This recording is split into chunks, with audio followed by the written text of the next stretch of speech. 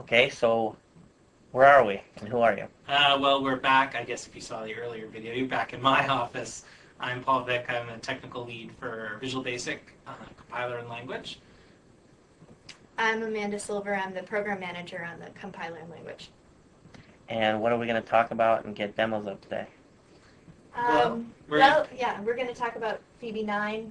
Right, some future ideas we're having for where the Visual Basic language might go. Not attached to any particular release at this point yet, but definitely some things that we think will be pretty exciting to people and things that will be pretty big features for This the is language. beyond VB 2005. Yes, definitely. None of what you will see has anything to do with 2005 that's releasing in just a few months. So. Got it.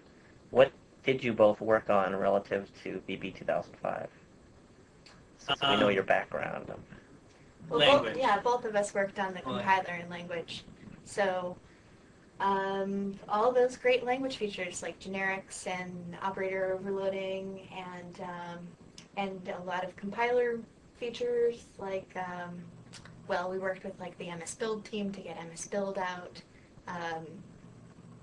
Just some other nice things. We worked on performance a lot, both of us did, and also worked on improving references in the compiler. Is the VB team pretty enthusiastic about VB 2005? Yeah, oh, yeah, we think definitely. it's definitely the best release of VB yet. I think. Yeah, it's going to be big, very big. So what are your high-level goals in the versions of VB beyond? Like the stuff we're going to talk about today, how did you get to what it is you're deciding as the priorities? Well, a lot of what we're working on, a lot of the ideas we've been working on, and certainly probably they won't be the only ideas we work on for future versions, but a lot of it has to do with making working with data a lot easier. And sort of, when we talk about this, there's sort of two problems that we end up talking about.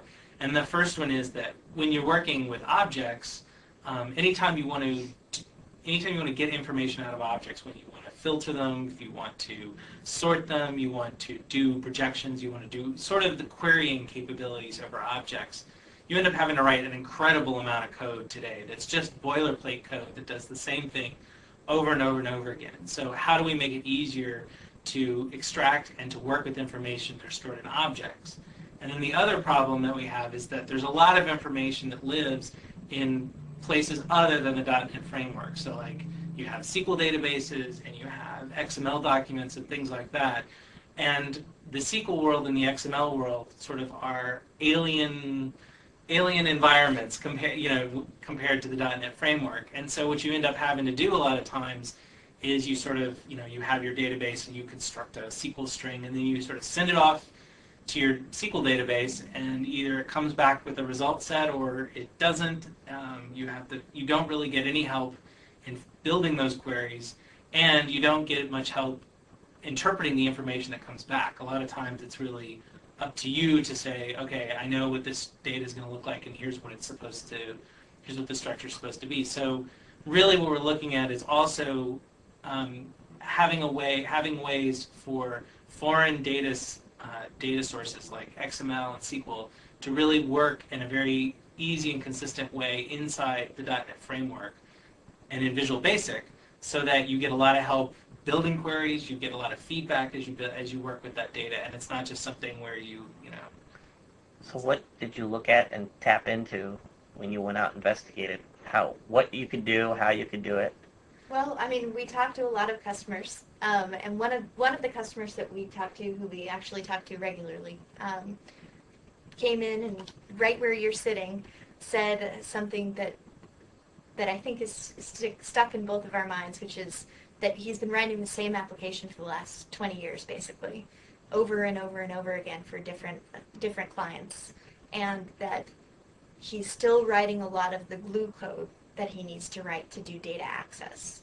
So that kind of stuck in our minds, and I think is a reminder of what our goal is. So VB's never had like an integrated data-centric programming language. It's more using objects, ADO.next. I don't know, is that right? Exactly. You're thinking of more of a tighter integration.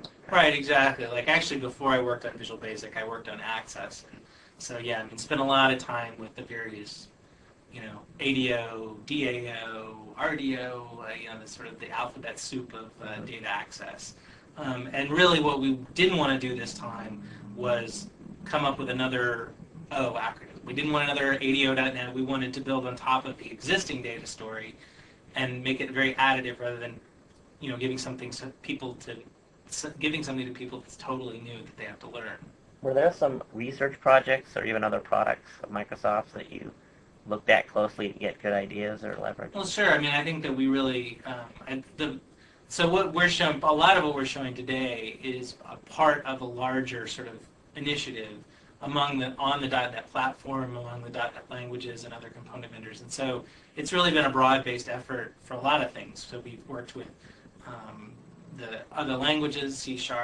We've been working with the SQL teams, the ADO.NET team, and we've also been trying to sort of glean information from the the Fox team they sit on our floor, and they have a lot of really good experience dealing with data access and integrating that into the language. So I've been working with them. So there's really like a very broad set of people who've been involved with this across the company. So are we going to see some demos? Sure. Let's stop Yeah. talking. Let's do it. Now, we love to hear ourselves talk. Are there separate categories of topics of things you're going to show? Separate categories? Yeah, like we're talking Um, data language now, but is there other things? Well, so what I'm going to show first is basically the building blocks that kind of build up the language integrated query capabilities in Visual Basic, in the next version of Visual Basic. So You'll identify what things are language specific and what things are like framework generic in a sense of what any .NET language could tap into versus what's specific to the VB language.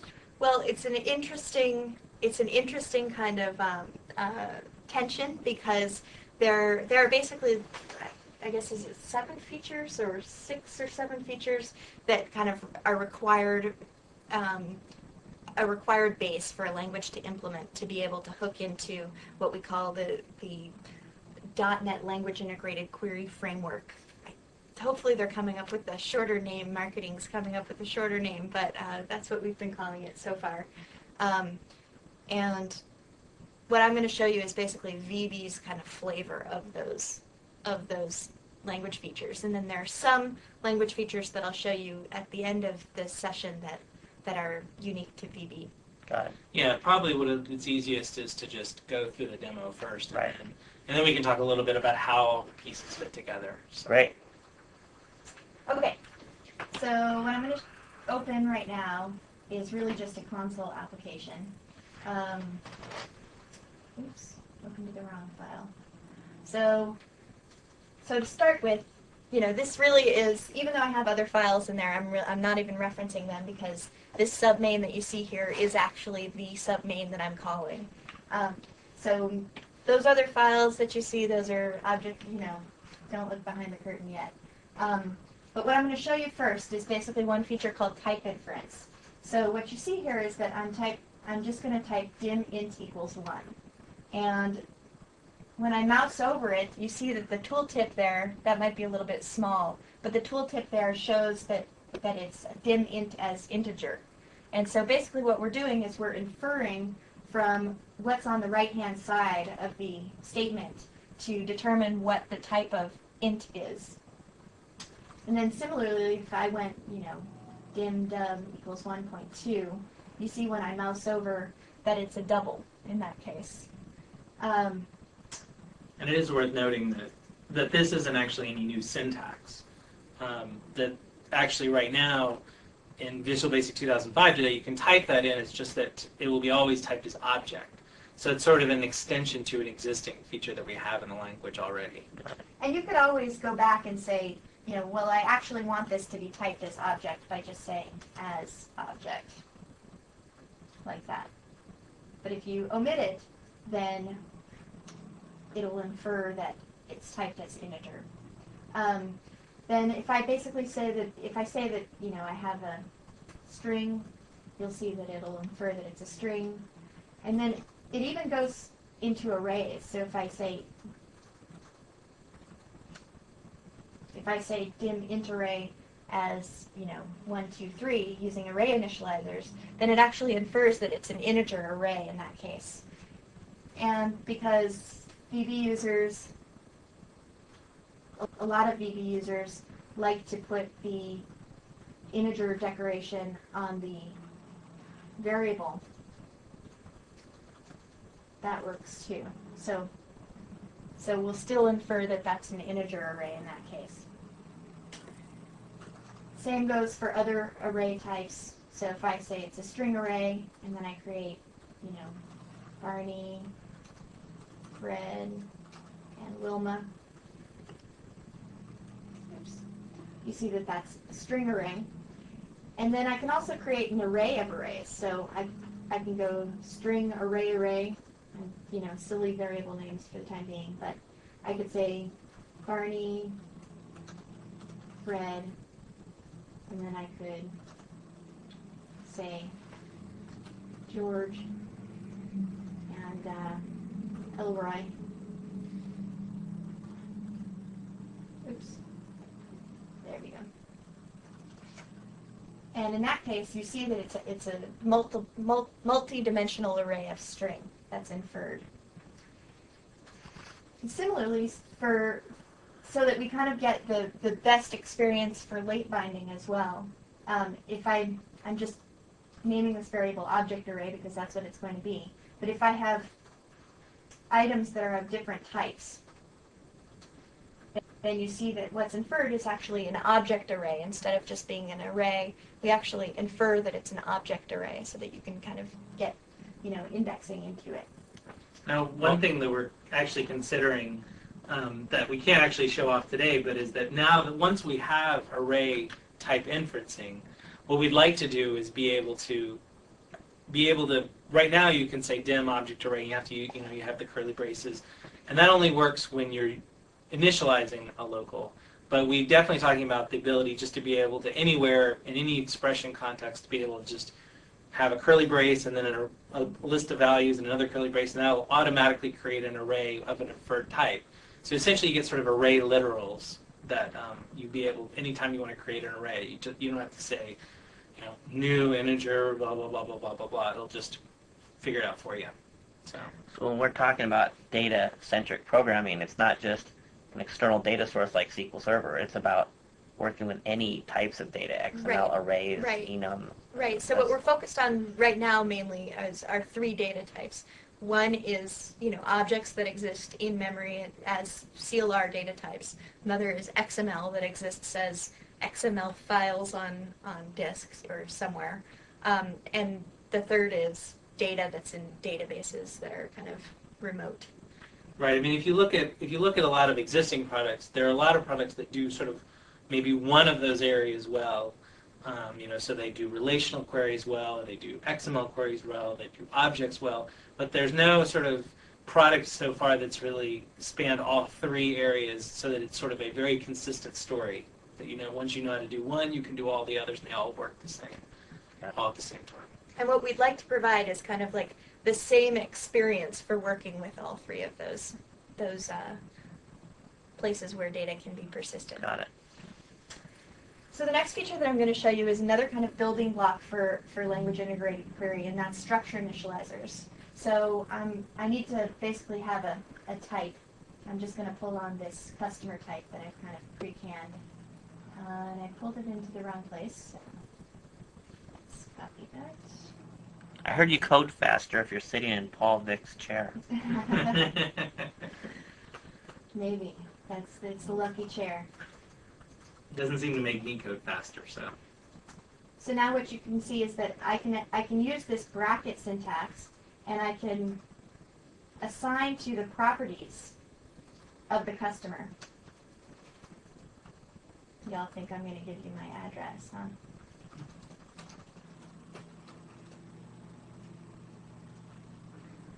So what's happening in that case is that basically we're calling the parameterless constructor of the customer object, and then we're calling the name property of the customer object and assigning Amanda to it in this case.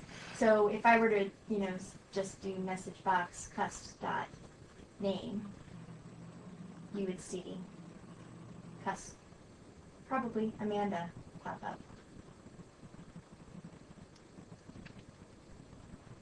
Fill the dead silence Ooh, while. yes. There we go, Amanda. Just popped up. Yep.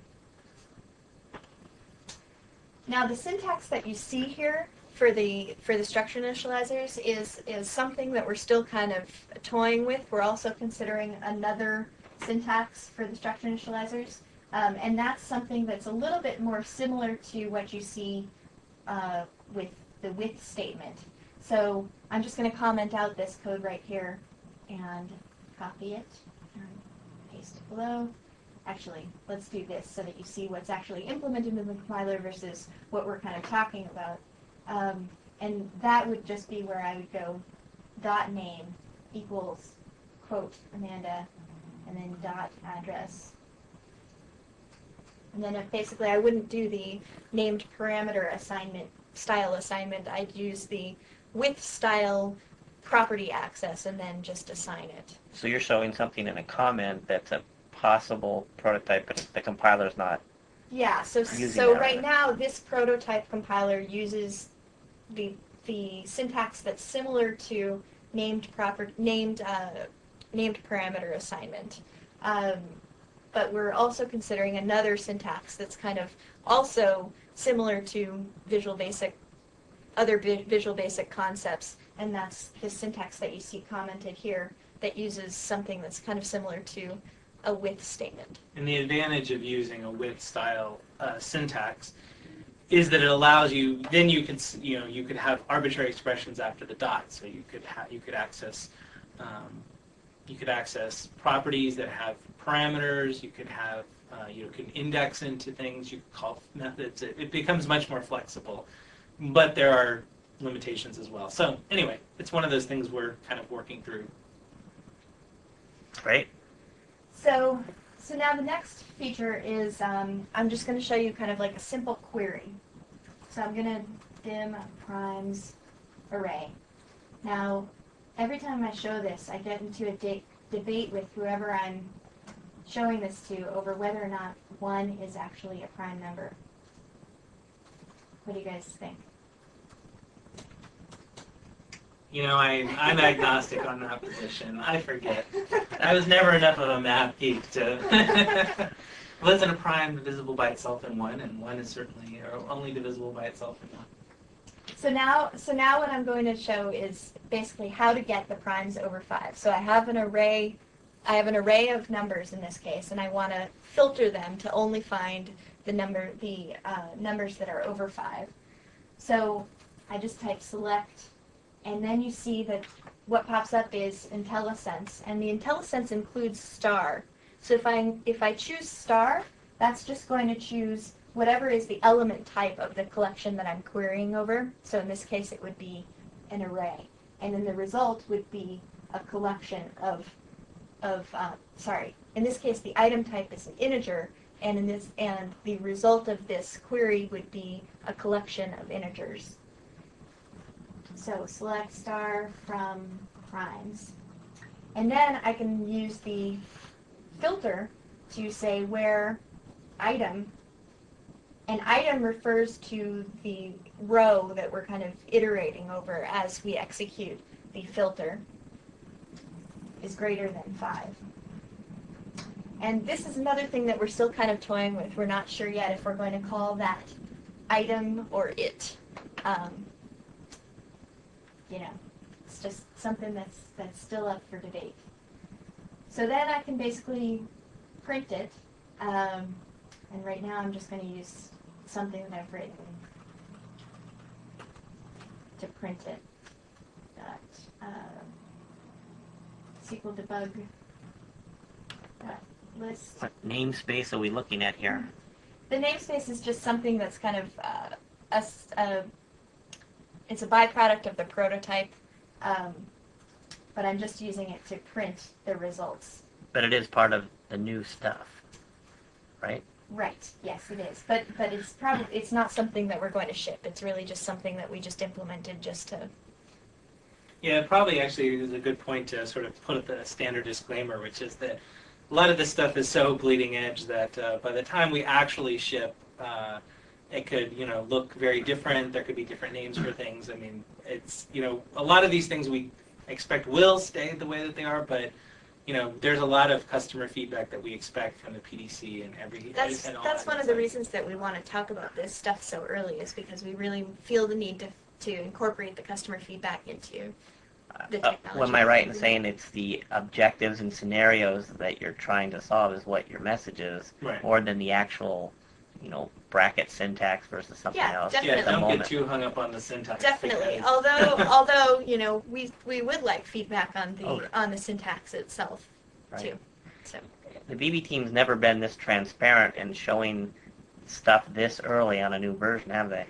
So far out? I mean, No, I and don't think so. I don't know that we've I mean, to a shown mass demos audience. and stuff. yeah. One of the things that enables us to do this is that we really did a big push to make sure that what we're showing you is,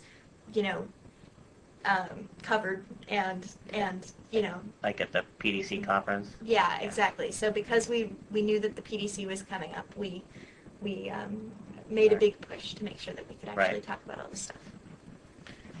It seems that just showing that one line of code there with the select statement opens up a huge new door to programming in Visual Basic. Oh yeah, I mean, the interesting thing is, on the one hand, it seems like, I think the longer you work with it, it becomes more like, oh yeah, it's just SQL and language, but, it just starts to affect the way that you program.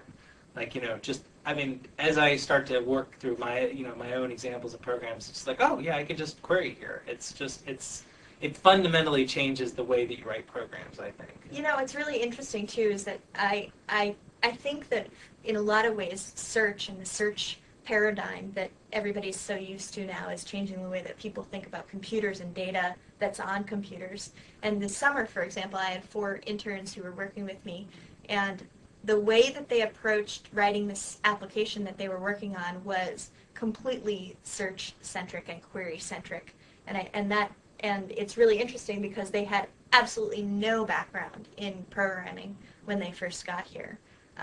And so it's really just by virtue of being a user today that they think about the computer and from the perspective of query. So what you see on the screen now is basically, this is like a table being printed, but it's basically all of the prime numbers that are over 5. So you see that that's index 4 and it's item 7. The value is 7, so it shows 7, 11, and 13. And the indices are 4, 5, and 6. So that's kind of like the most basic query in a nutshell. I assume that you can have all kinds of data sources in the from clause. Right. So one of the things that I'll show you in a minute is querying over processes, but processes that I get from calling system.diagnostics.process.getProcesses. Yeah. But I could just as easily, get objects from the file system or objects that represent registry keys or... And then also, part of the sort of language integrated query project is also 2 new sets of APIs that allow you to query over XML data and relational data as well, SQL data. So by giving you new object models that represent those kinds of data. So What data types are allowed in the from clause? You mentioned array. Do you have a list off the top of your head? What you're thinking? Well, the interesting thing is that for right now there's a limited set because we're in an early prototype. But basically, what will happen is there'll be a specific pattern that any object can implement, a specific pattern of APIs. And once you implement those APIs, you participate in query. Now, there will be a standard set of APIs that work over anything that implements IEnumerable, the generic IEnumerable interface. So if you implement that interface, you're automatically queryable. Anything that implements IEnumerable will be queryable out of the box. Now let's say that you're something else, that you don't implement IEnumerable, but you do have information that you want to allow querying over, then all you have to do is implement these standard set of APIs, and then you automatically become queryable in the syntax. You're referring to a provider, not the average developer. You say implement these interfaces? It's I mean, because we implement the pattern of the standard query operators over all collection types in the .NET frameworks and over the two paradigms that we think are kind of like the most commonly needed, XML and remote data.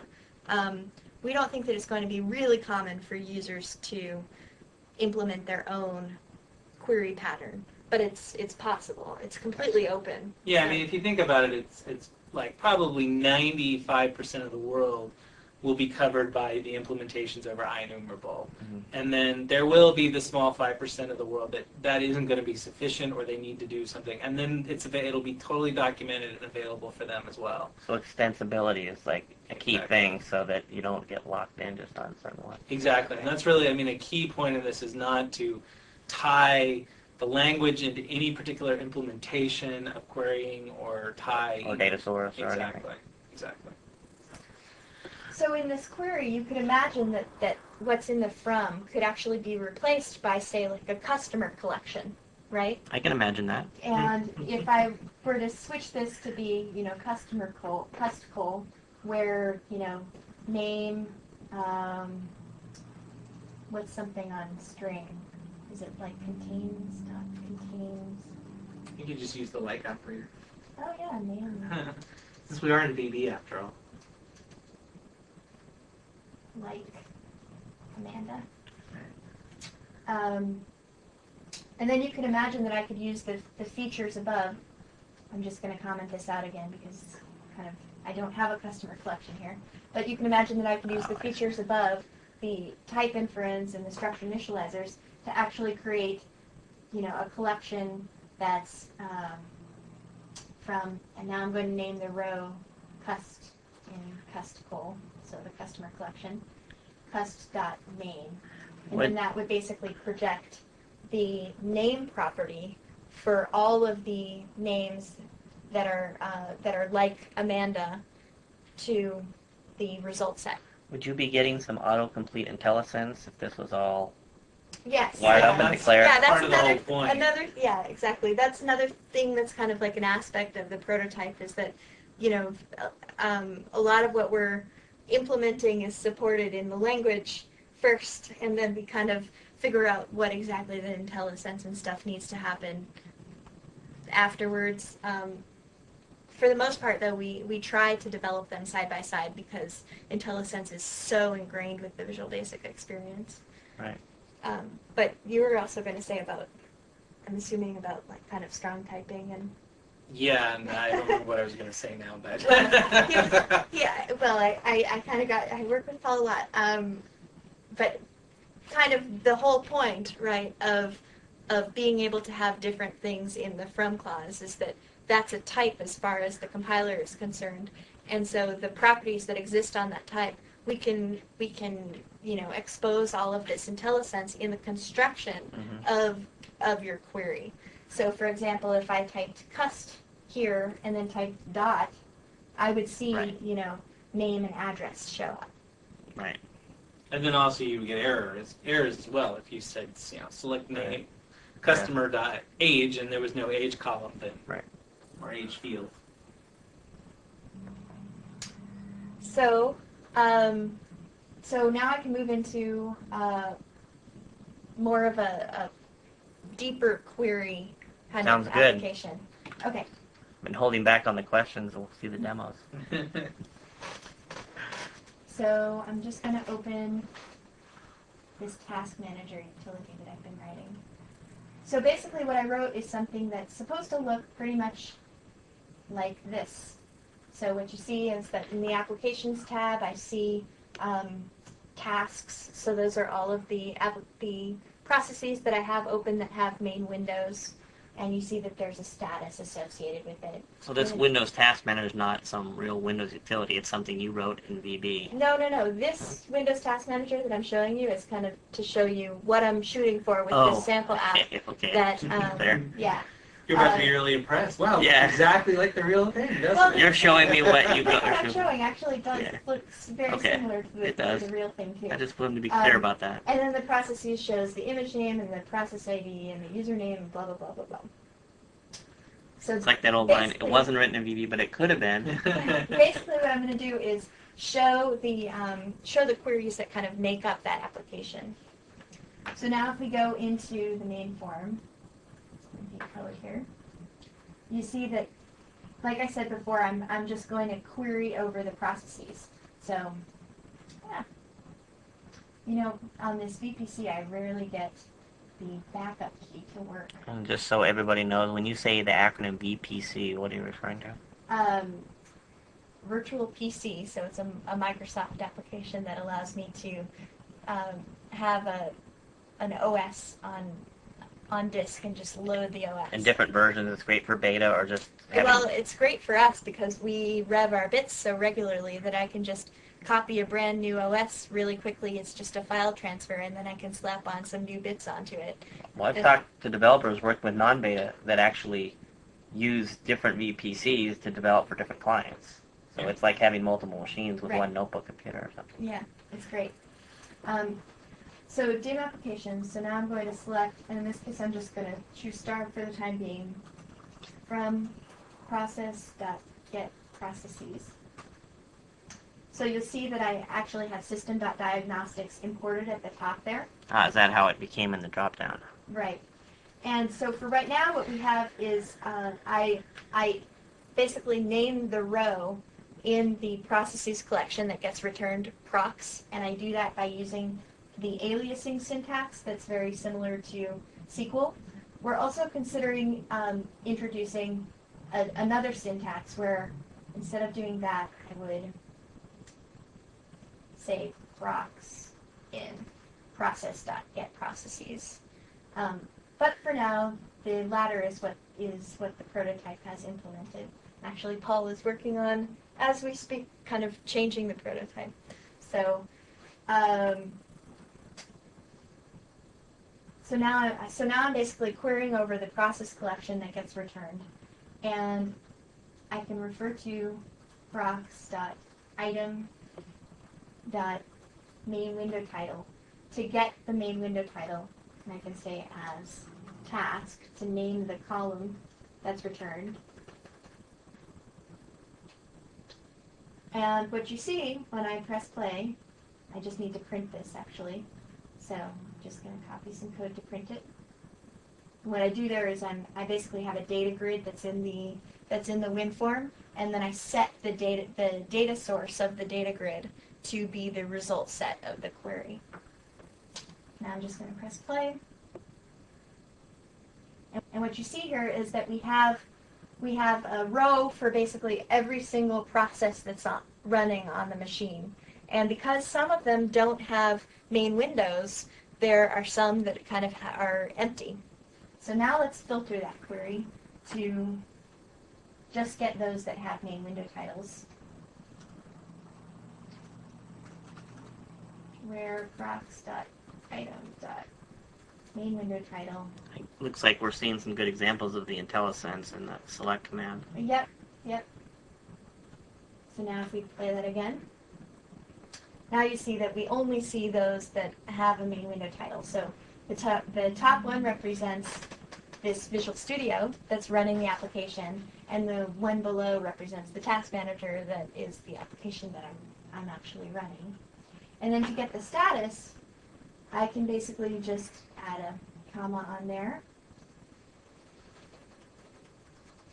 and say procs.item. And actually, this is where I basically... So basically what I can have in the select statement is pretty much any Visual Basic expression. So what I'm going to do here is call another function that I have defined in the project. So you see this is just a form, and you see that on the form I have this function called process status, which takes a Boolean that represents the status of the process and returns a friendly string to show in the data grid. So what I'm going to do here is pass in the procs.item, the responding property of the process, and I'm going to name that column status. And I'm just going to press play now. And now you see that we actually have the status. And if one of those was stalled, it would say stalled. Now that's a simple join. No, Against no, no, that's process? not actually, I'm not joining in this case You just because same table. it's all basically querying and then it's querying, projecting, and filtering from the process collection Same collection. that's returned from process.getProcesses. So now let's move into something a little bit more complex. And this actually, I think, shows kind of like the power of query because, well, basically it's not very many people have to interact with the process object very much, but I just was thinking of, what's a good app that shows query? And Task Manager came to my mind. I use it all the time. But the process object doesn't have the owner property defined on it. And for writing the Task Manager, you really need the owner of the process because pretty much every window that we have here shows the username of the process. And then there's users back here. So I needed the username. So where can I get the username? And I basically wrote another function that uses WMI to get the owner of the process.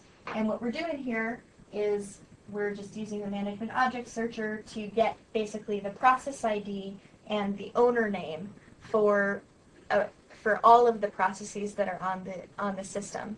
And then I construct a generic dictionary where the key is the process ID and the string, the value is the owner name. So maybe I can write it on the board real quick to show you what we're going to get. But the dictionary is going to get filled with process IDs. So it's going to be like 1033, and then it's going to be Redmond Amanda S. And then you can imagine, let's say Paul is also logged on to that machine, so it's 3244, and that would be Redmond. Amanda S. Sorry, Paul V. and so on. So there's one for like the local system, one for the system, et cetera, et cetera. So that's what I get back from this function that I wrote. And now I'm going to use that function to populate a drop-down in the Processes Task Manager tab. So now I'm just going to pull this from here. And what I'm doing here is I'm using the distinct query operator to get one row for each of the owners. So if we go back to the whiteboard for a minute, if in the case above, in the case where I showed you earlier, I had one process that represented Visual Studio, and then I had another process that represented the application that I was running. So I would end up with 3 if Paul was actually also logged in. One that represented Visual Studio, and then another one that's like 1023 or something like that. That's also Redmond Amanda S. That represented that process. So what I want to do in the dropdown is show the list of users. So I need to get all of the I need to get an entry for each of the users in that collection. So that's what I'm doing with that query there. So select distinct, proc owners.value, and then I'm just going to show the code. I'm just binding to the data source. And now what you see when I go to the processes, and then I open this drop-down, you see that I get an entry for each of the users that are logged in. So both with this example and the previous one with the select, the code to do it before, like in even VB 2005, is some kind of walking with a for each and then Right. running the if statements and then Yeah, make it really add up. right. Yep. Both a lot of code, time, and even performance. Right. Essentially, like with query, I mean, the query syntax, you can state in one line what might take 50 lines or 20 lines or 30 lines of code in normal case. So it's really a way of stating very succinctly.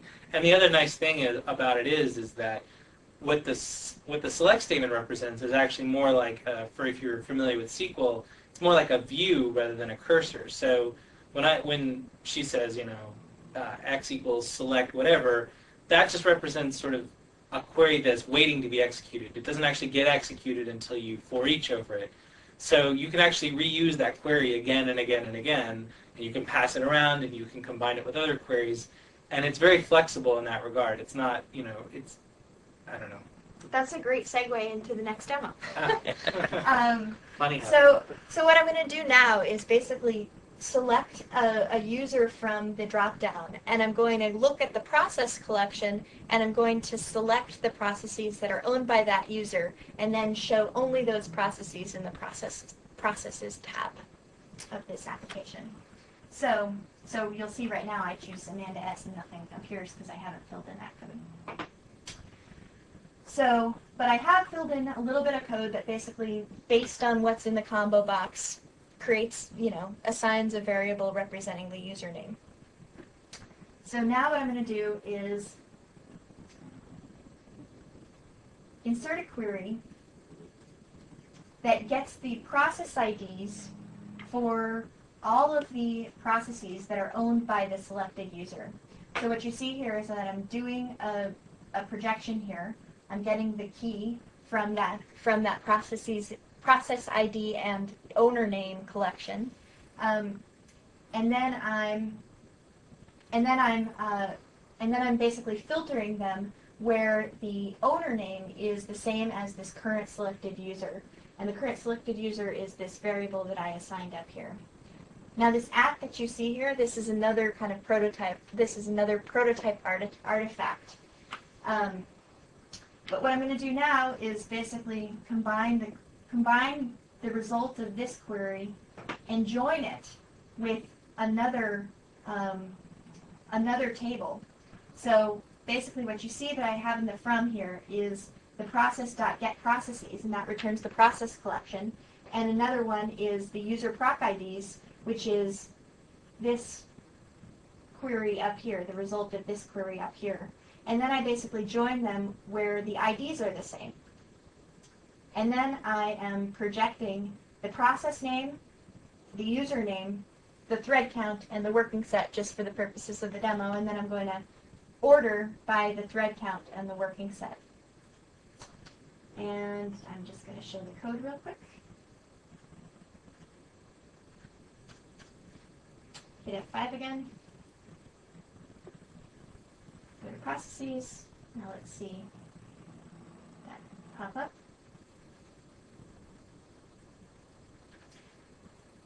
So now those are all of the processes that are owned by me. And I can switch that to be,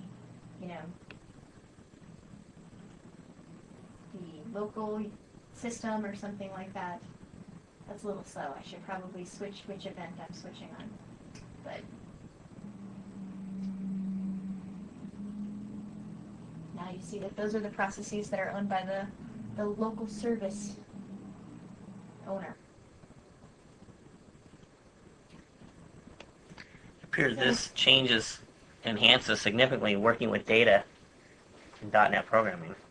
Yep, I mean that's the goal. I mean, it's a small sentence, but a big statement. Yeah, I exactly. mean, it'll change the way people code in .NET. I mean, that's what I was saying earlier. It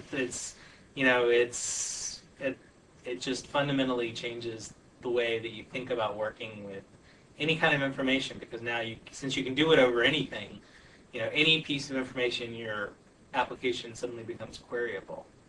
One point of reference is, in the 20 years of features enhancements to Visual Fox Pro and Fox Pro, when the select statement was added to language, it was probably the top 3 most significant enhancements of all time. It changed everything. So that's what we're seeing here with Visual Basic. Yeah, I mean, like, it's funny. When I worked on Access, one of the things I worked on for a number of years was the query designer. So spent a lot of time typing SQL, and it's really amazing. Like once you start to get into the mindset of all the things that you can do, and really what we're looking at is most of the basic relational sort of operations that SQL can support, and we're also talking about hierarchical operations because because what we're working with is not just flat rectangular data like with SQL, but you're also dealing with things like XML or objects where a collection can contain another collection. And so once you have all those operations at your fingertips, just the ways in which you can manipulate your data just becomes really kind of impressive. Currently, people do things like stored procedures. They're dealing with queries. Back in here, it brings your data manipulation locally.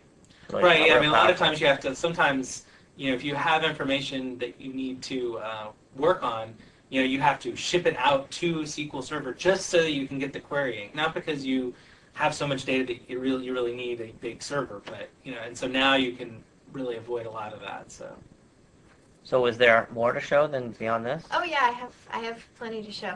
So we're going to have to switch the battery, and I'll hit pause briefly, and we'll pick back up right Sure. here. Yeah. Okay. So we're back recording with a fresh camera battery. Where were we? Well, so while the camera was off, we were talking about, the fact that what I have here is a composed query of two queries that are executed in the same function, or that are constructed in the same function, and that the query to get all of the process IDs that are owned by a particular user is probably pretty useful and something that we should factor out into another function that we can reuse. So what we did here is we just copied this query right here and basically just created a new function and then made the return type the select, the result of the select itself. And then within the user and processes, I can just call the processes owned by function in the from. So basically what you see here is that I'm doing an inner join on the process.get processes, and then I'm calling this user-defined function that's essentially a parameterized query using the current selected user as the parameter. And then I'm joining on the IDs. And then also, if we reckon back to the other features that I was showing at the beginning of this demo, the type inference and the structure initializers, and kind of the concept of having expressions or initializers that can be embedded in expressions, you could imagine that this select right here, the projection that I do in here, I wouldn't necessarily have to do it in this way. I could just basically put this in some brackets and use thread count equals dot thread count equals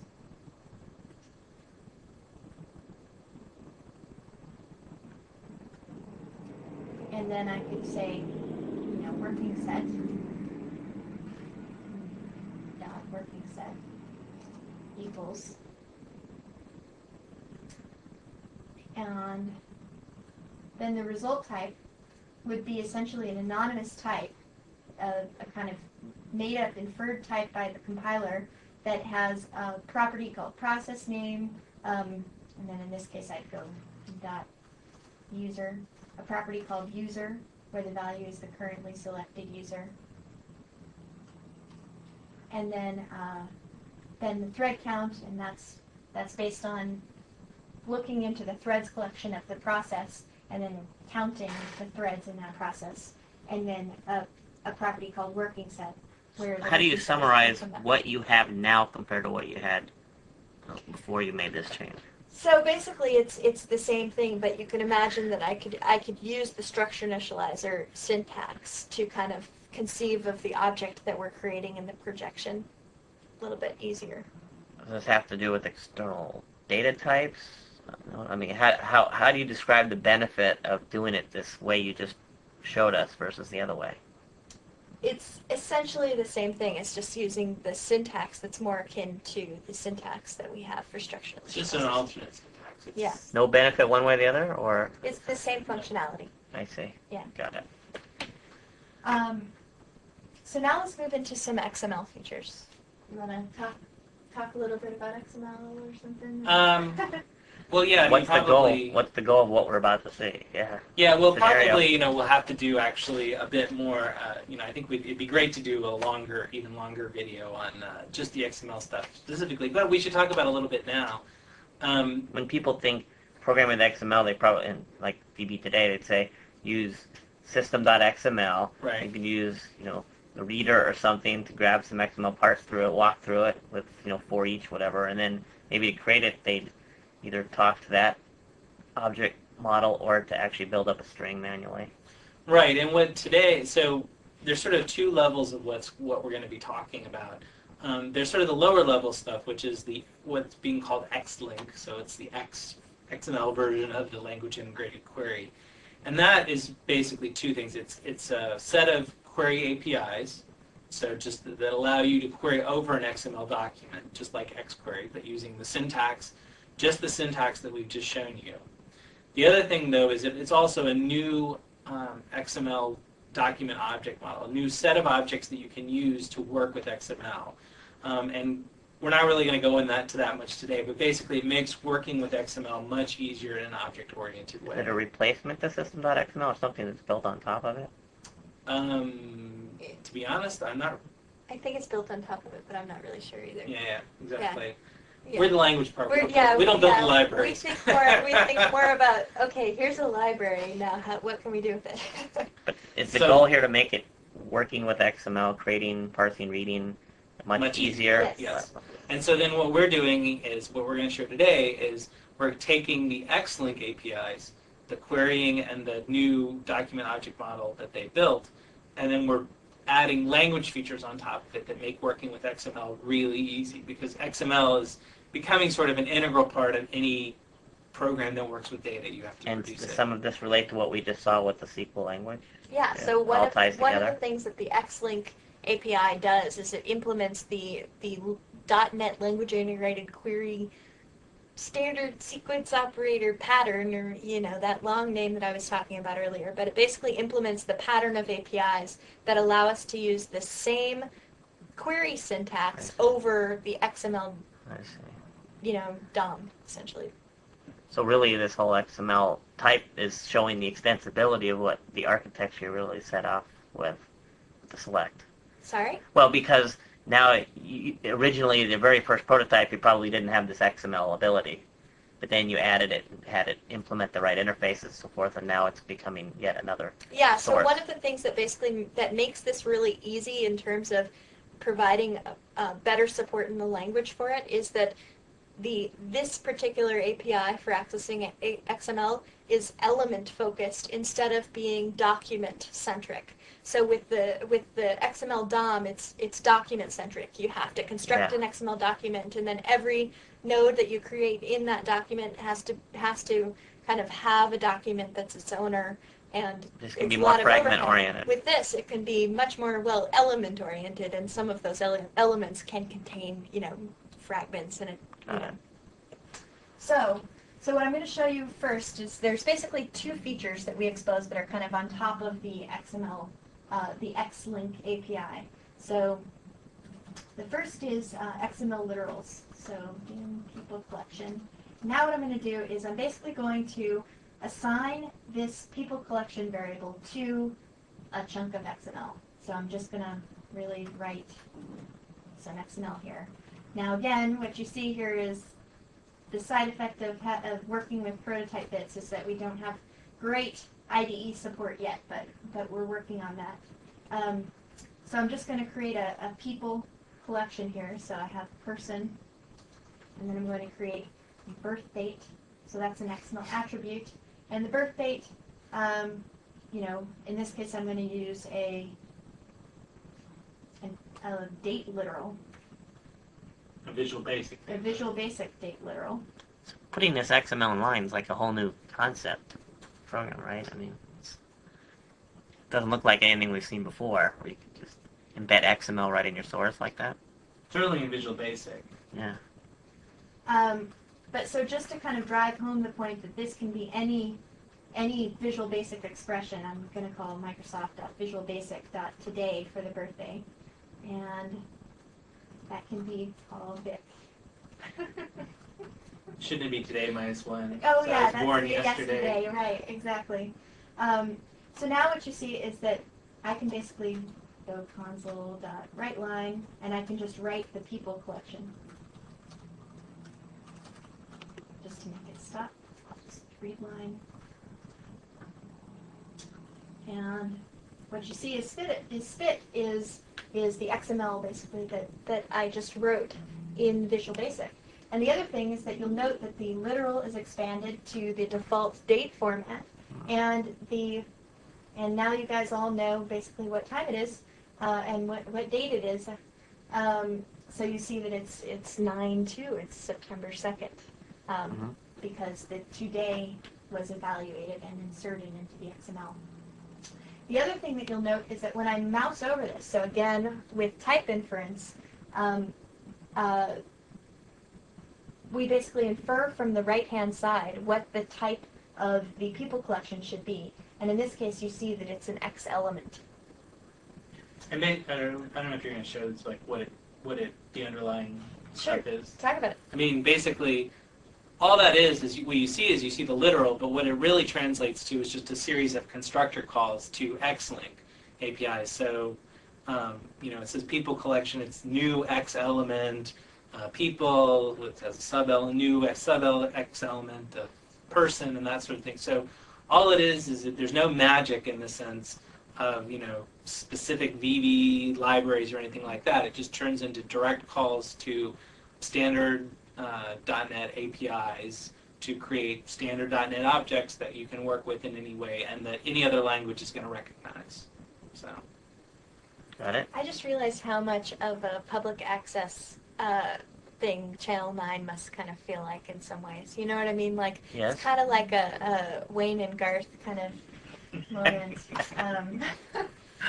But, okay, so the next feature is late binding over XML.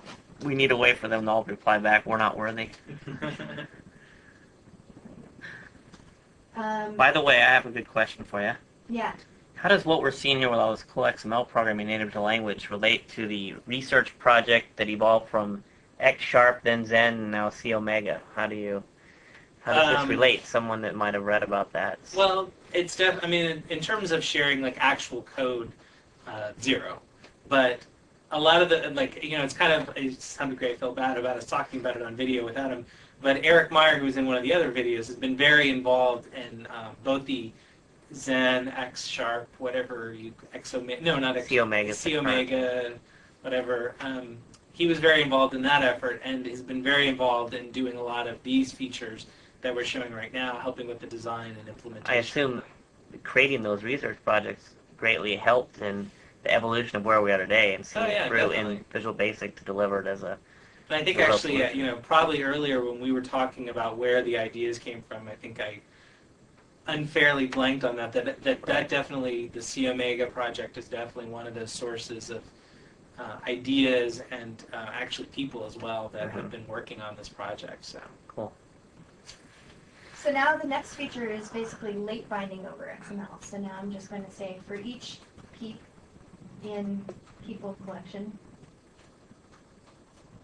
And then I'm going to use a new operator, ...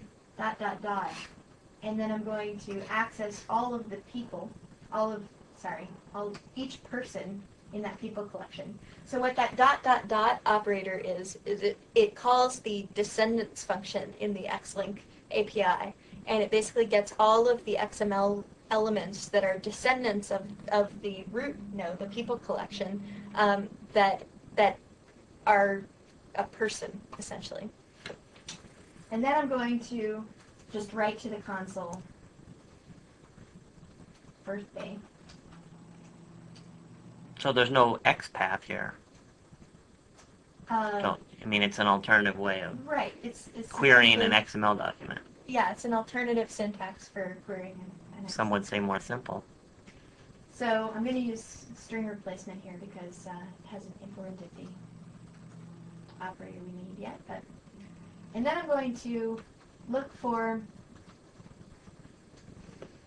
the birth date attribute, and I'm going to print that to the console. Now I'm just going to move that down here. Display. And so what you see here is, again, we printed out the people collection that I authored earlier, and then you see that the 2 birthdays that are contained in there are repeated and printed to the console again.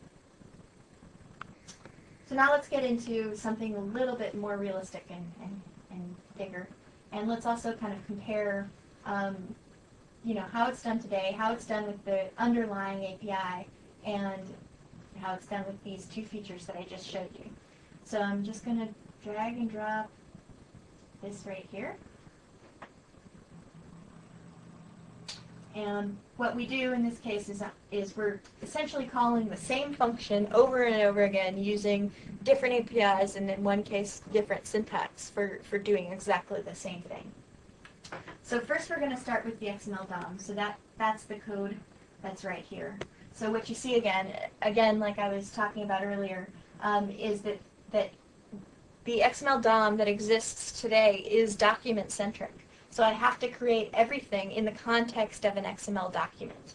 So you see that I create this new PO, and that's an XML document, and then I have to create an element that represents the purchase order. And what I'm trying to emulate in this case, I'll show you the code that I'm trying to show you.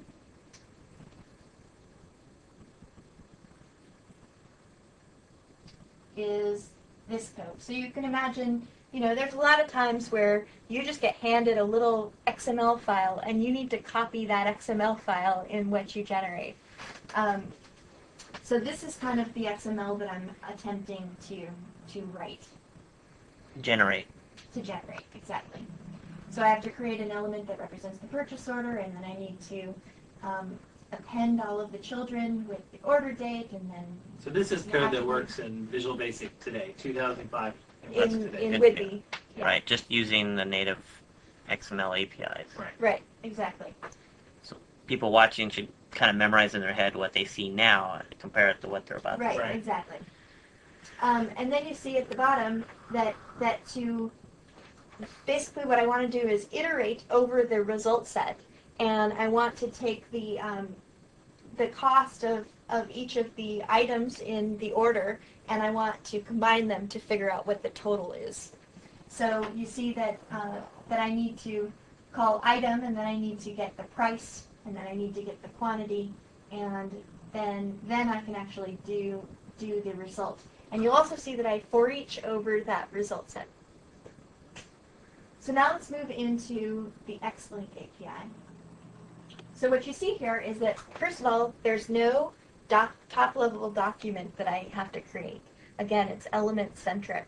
So I create this top-level element, the purchase order, that represents the element. And then I create an attribute within that, and I create a collection of elements. And what you see here is essentially a very large parameterized constructor. So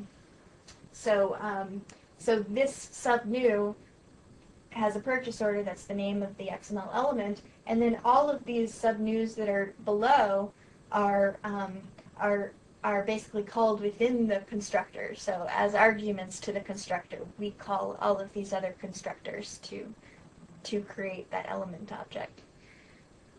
Again, I'm also using strings in this case, so it doesn't feel very much like creating your standard object. It's really like I have to create this XML object independently. And then down here, again, I'm just querying over, I'm looking at all of the elements, and then I'm getting the price and the quantity, and I'm multiplying them to figure out what the total is. So now let's move into the Visual Basic XML integration. So first of all, you'll see that there's a lot less code. Now, one of the reasons that there's a lot less code is because I haven't really filled out some of the code. Now, to be clear, this is the future Visual Basic right here. We're about to see. Yeah. This isn't VB 2005. Right. So what I'm going to do is literally copy the XML that's in the file that I have here, and I'm going to just paste it right here. Uh-oh. Hold on, let's open that in Notepad. because it's Get it. inserting RTF. yeah. Open Notepad. There we go.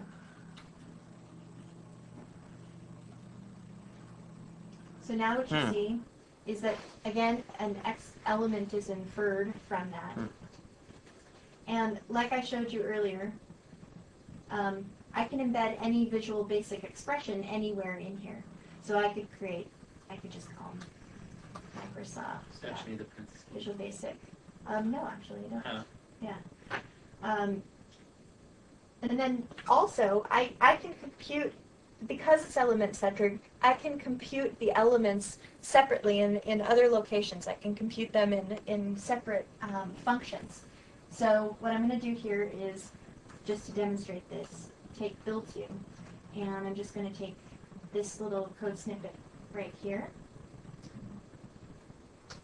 and I'm going to insert that there. And then I'm going to take that little hole, and I'm going to insert the build2 variable. Those of you who've used ASP.NET may recognize No, the, I mean, or ASP even. yeah, the syntax. Yep, so what we're doing there is basically inserting a variable into the XML document. And of course, that could be a function call, if That just could like be a ASP, function like call. yeah, Yeah, just absolutely. evaluate here and replace the result right there. Yep, exactly. And then at the bottom, so I guess the code that I have here isn't using the late binding that we have. But let's just first show this. So this first one is the XML DOM, the XML DOM example, and then it computes the total and shows the total.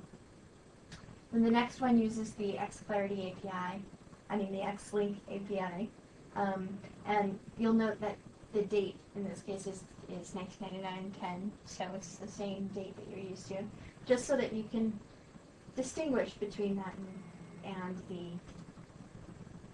Visual Basic one. So now what you see is that the order date is the date that's returned from the Visual Basic.today function. And then with the late binding, I should be able to say for each item in, oops, need to stop that.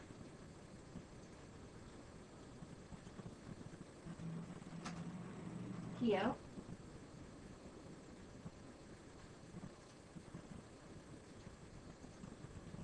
Price equals item dot price.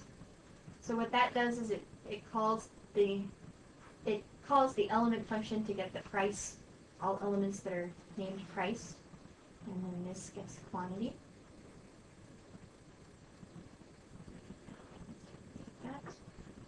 So what Do we are not you have changing like here inputs? overall? What are you changing? You're rewriting this? So what I'm doing in this case is I'm basically calling the XML late binding to look into the XML document Rather than and walking through it. right, Okay. exactly, and get the elements that are named price. I guess what it's good here is you can see the way you would have to do it before, and now you're showing Right, the way you can do it in the future. right. And I think what I have to do is get the elements collection in this case. So and now I need to cast it. Shoot, this build doesn't have the great Well, late binding support. you can certainly type out what it's going to look like, Yeah, because well, the main what it- thing is for what us it to looks preview like what is we're working on. this. What it looks like is this. Ah. But it's not going to work right now because I don't have the most recent bits installed on this machine. But you give you the idea. It's Yeah, very yeah, clear. yeah. Yeah, I can see that everything you've shown, it's all leading up to one thing building on top of the other. At the very beginning, it's the simple array, and then you have the whole link engine, and then you have the XML type within the engine. Yeah. It's just a little disappointing because I'd rather show it working. Now, are there any other really cool demos that highlight some of this stuff? Do you have any other things that's like pre-canned? You to want pop up? more? I think Is this enough? one more to kind of summarize, something you've already written. Actually, I don't have anything else kind of pre-canned in my Yeah? archive. Well, we will soon, I assume. Well, Yeah. one of the things that first of all, I need to get the most recent bits on this VPC, and also Paul will get the new query syntax implemented, Yeah. and then we're working on getting everybody some previews around the PDC. Now, what happens if someone doesn't go to PDC? Is there something planned? Yeah, Yeah. there'll be stuff on the web Like available. some community preview down the road? Exactly. Yeah, And so, it'll also be, because this is very new stuff, we'll be rolling more stuff out as it comes online for people to preview. So. Right. so off of the Visual Basic page, which I'm assuming everybody's familiar with, msdn.microsoft.com, /VB. /VBasic. Mm-hmm. You'll see there's a VB Futures link that'll be posted, and I see. that'll After that'll have PDC, during PDC? around the time of PDC. So that Around the When time the- this video is up. Right, when this Yeah. video is there, the link should be there. Got it. Anything else you want to summarize in all this? You seem pretty excited about Yeah, it's working great. on this. It's great. It's been a lot of fun, and it's going to be. I mean, we've still got more to do. So. I mean, the excitement of VB 2005 is pretty high, but then you add this to it. Mhm. It's like you can just see the current We're- status and the road ahead. we're really psyched about 2005. It's a great product. I think there are a lot of great features in there, and I think it's the most productive version of Visual Basic ever. Big um, enhancements. Yeah. I'm going to say again, I really like code snippets. And generics are great. Actually, it's funny. I've been doing some samples and preparing demos using code snippets. Very Yeah. useful. Yeah. So. Great. Well, All right. thanks, Bo. Thanks. Talk to you later. All righty.